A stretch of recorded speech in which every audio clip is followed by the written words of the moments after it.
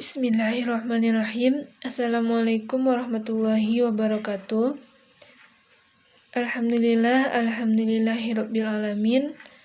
Asyhadu an la ilaha illallah wa asyhadu anna Muhammadan abduhu wa rasuluh la nabiyya ba'da amma ba'du. Yang terhormat kepada dosen pembimbing yaitu Ibu Dr. Elvi Rahmi MSI dan dosen penguji yaitu Ibu Najmiyatul Fajar MPD dan Ibu Mimi Herman MPD. Alhamdulillah, pada kesempatan kali ini saya Suci Ramadhani dengan NIM 1930110009 akan menyampaikan materi tentang skripsi yang saya beri judul yaitu pengembangan modul terintegrasi ayat-ayat Al-Quran berbasis Discovery Learning pada materi laju reaksi kelas 11 SMA Negeri 1 Batipuh. Yang pertama, saya akan membahas mengenai latar belakang. Latar belakang skripsi ini yang pertama yaitu membahas mengenai pendidikan.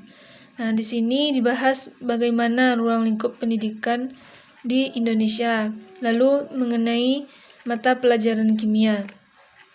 Di dalam mata pelajaran kimia, tentu ada bahan pendukung untuk menyampaikan suatu materi, seperti contohnya yaitu bahan ajar. Bahan ajar di sini ada beberapa jenis, yaitu jenis yang pertama ada bahan ajar cetak dan bahan ajar non-cetak. Salah satu contohnya bahan ajar cetak yaitu saya ambil di sini adalah modul.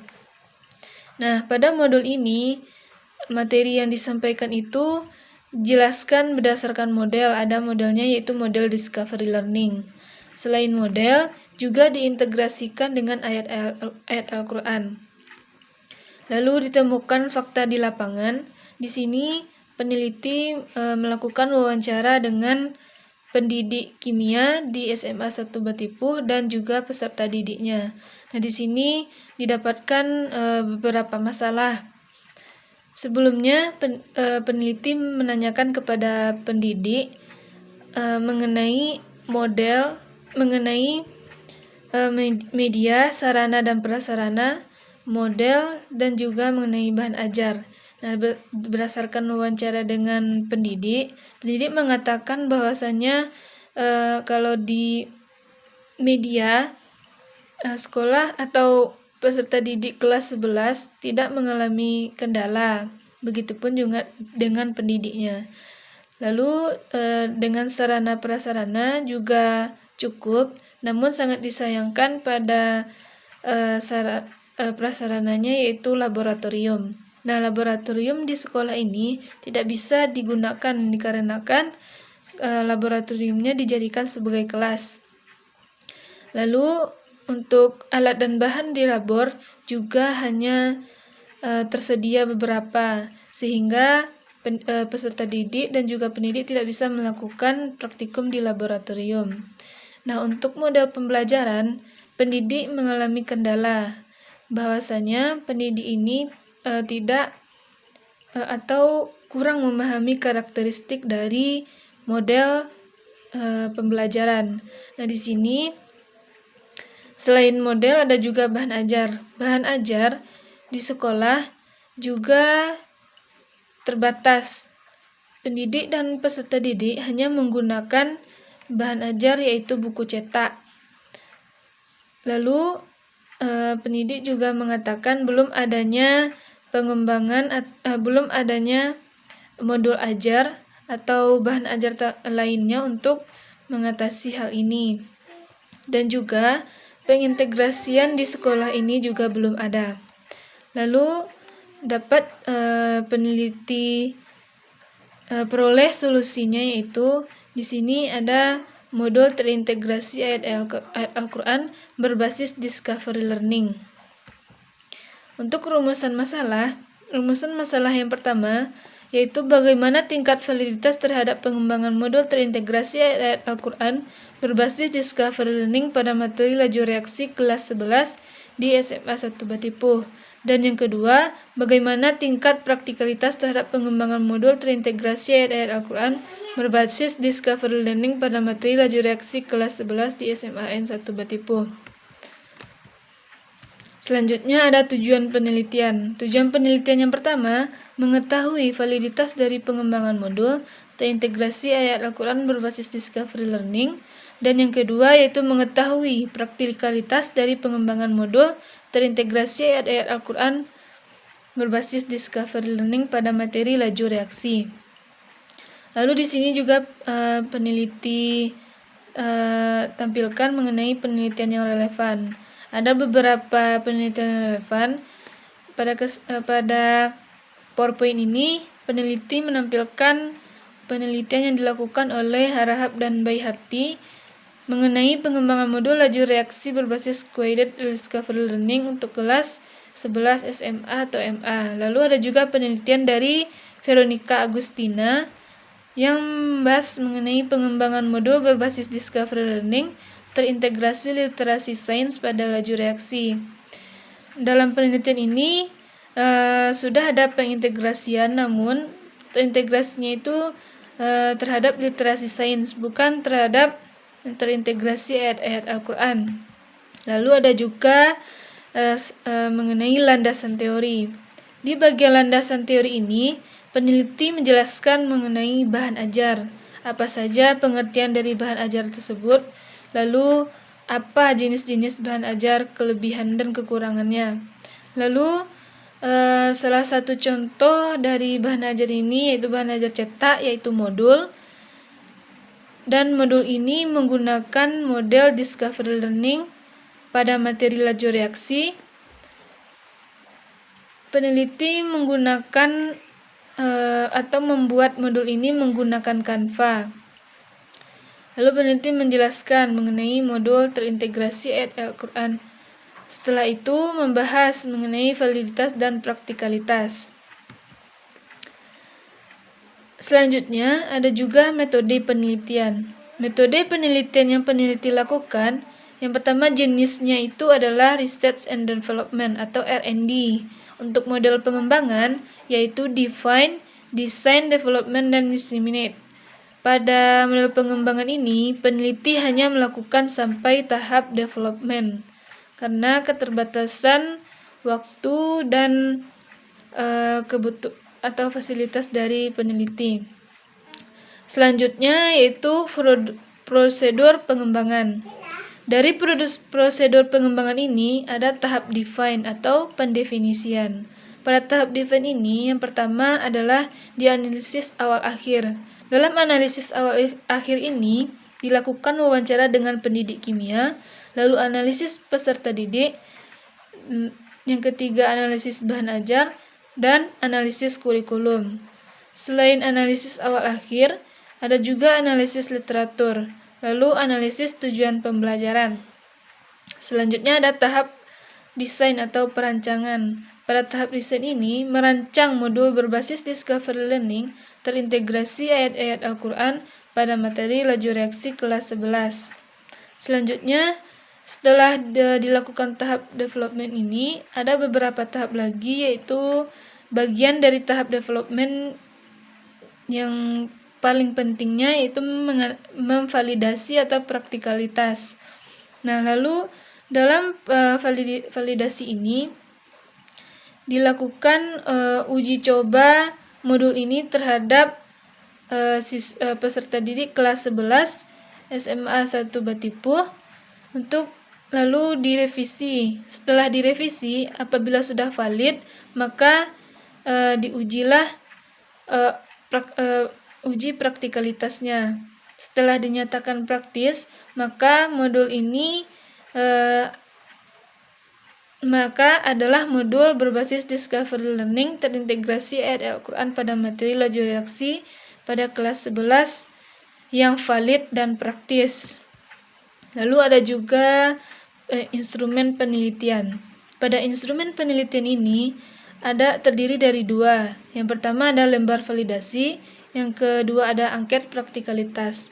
Pada lembar validasi ini dilakukan dua tahap, yaitu ada lembar validasi produk dan lembar angket respon atau instrumen. Pada tahap ini, yang pertama kita dulu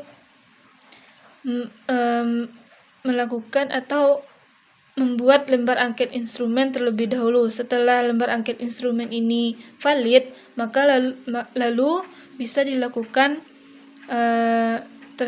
lembar validasi produk. Setelahnya ada angket praktikalitas.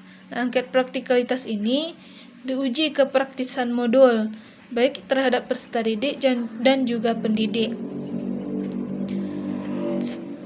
Selanjutnya ada teknik analisis data. Yang pertama ada analisis validitas. Untuk analisis validitas ini menggunakan rumus skala Likert, di mana rumus ini yaitu P sama dengan sigma skor per item per skor maksimal dikali 100%. Dengan rentang atau rank presentasenya, jika 0 sampai 20%, dengan rentang dari 0 sampai 20% itu kriterianya tidak valid, dan yang kedua 21 sampai 40% kurang valid, 41 sampai 60% cukup valid, 61 sampai 80% dinyatakan valid, dan 81 sampai 100% itu sangat valid. Lalu ada juga kriteria analisis praktikalitas. Sama juga dengan validitas, dia juga menggunakan rumus skala Likert.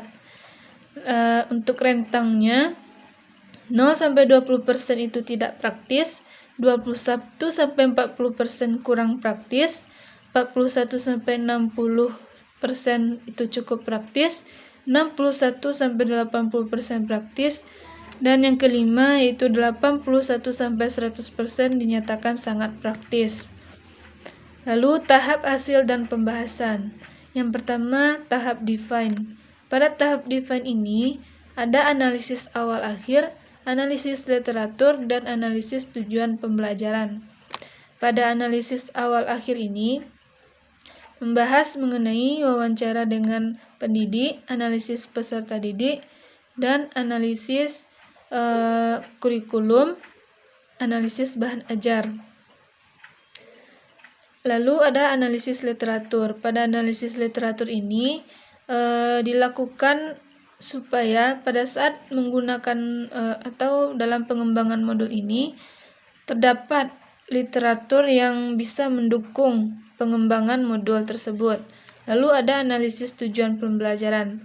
Pada analisis tujuan pembelajaran ini, terutama pada materi laju reaksi, dia memiliki satu ATP atau alur tujuan pembelajaran. Nah, dari ATP ini dikembangkanlah dalam bentuk silabus kalau dalam kurikulum 2013, tetapi kalau dalam kurikulum merdeka namanya adalah ATP. Untuk ATP untuk TP dari laju reaksi ini ada 1, dan ATP-nya pada modul ini ada 2. Nah, dapat dilihat pada skripsi nantinya. Lalu ada tahap desain. Untuk tahap desain ini, yang pertama merancang produk terlebih dahulu. Bagaimana tampilan awal dari produk, seperti dari cover, kata pengantar, daftar isi, penggunaan modul atau petunjuk penggunaan modul, sampai nantinya pada daftar pustaka. Lalu merancang instrumen. Nah, instrumen ini nanti akan divalidasi oleh 3 orang validator, yaitu yang pertama peneliti menggunakan validator 2 orang dosen dan 1 orang guru. Nah, dapat dilihat inilah produk yang sudah dirancang di slide PPT. Selanjutnya ada tahap development. Tahap development ini ada hasil validasi instrumen modul yang diperoleh, bahwasannya hasil validasi instrumen modul ini yaitu dinyatakan sangat valid dengan jumlah keseluruhan presentasinya adalah 91,67%. Lalu ada hasil validasi modul. Untuk hasil validasi modul ini dilakukan beberapa aspek. Yang pertama ada aspek kelayakan isi, aspek kelayakan penyajian, yang ketiga aspek kelayakan kebahasaan, yang keempat aspek kelayakan kegrafikan.